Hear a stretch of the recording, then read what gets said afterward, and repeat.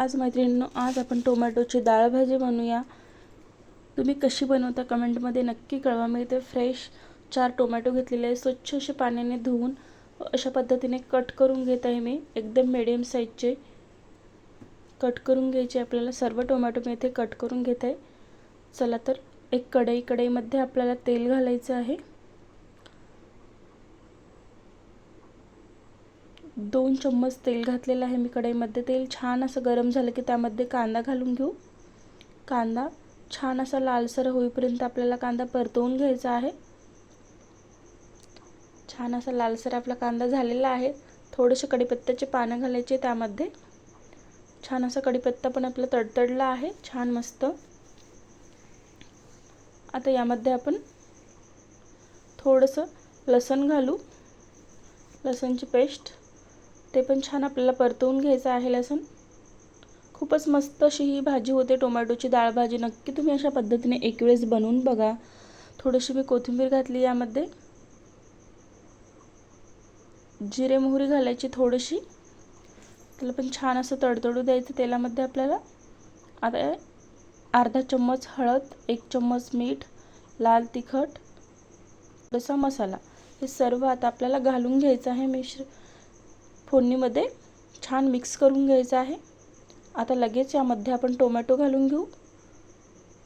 टोमॅटोचं मी पाणी येथे काढलेलं नाही। खूप मस्त अशी आंबट तिखट गोड अशी ही भाजी होते, त्यामुळे मी पाणी टोमॅटोचं काढलेलं नाही।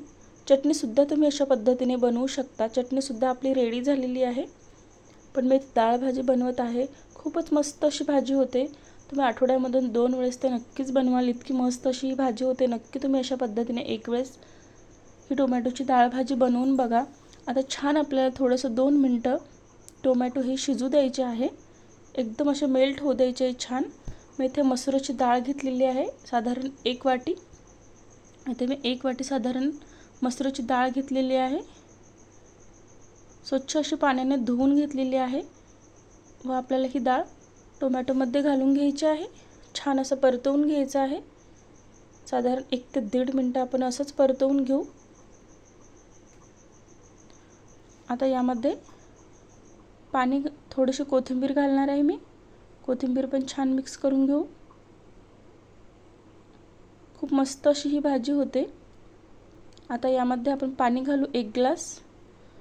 1 ग्लास पुरेसं होईल, जास्त सुद्धा असे पाणी छान नाही लागणार, एकदम वरण झाल्यासारखं होईल, त्यामुळे पाणी 1 ते 1.5 ग्लास एवढं बस होईल।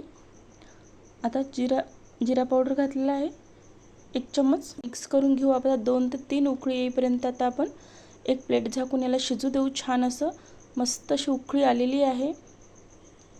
आता आणखीन आपण 1-2 मिनटं छान याला शिजू देऊ, असंच प्लेट न झाकता। बघू शकता तुम्ही मस्त अशी ही टोमॅटोची डाळ भाजी आपली रेडी झालेली आहे। शेंगदाण्याचं कूट घालणार आहे मी थोडंसं यामध्ये, 1 चम्मच घातलेला आहे। आणखीन थोडेसे घट्ट हवे असेल तर आणखीन 1 चम्मच शेंगदाण्याचं कूट तुम्ही यामध्ये ॲड करू शकता, पण थोडेसे थंड झाली की ही भाजी मस्त अशी घट्टसर होते। बघू शकता तुम्ही मस्त अशी टोमॅटोची डाळ भाजी आपली रेडी झालेली आहे।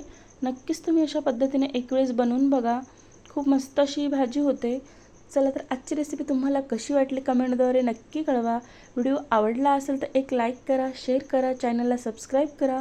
अशाच नवीन नवीन रेसिपी, साध्या सोप्या सरळ पौष्टिक रेसिपी तुम्हाला बघायला मिळतील। चला तर पुन्हा भेटू पुढच्या व्हिडिओमध्ये।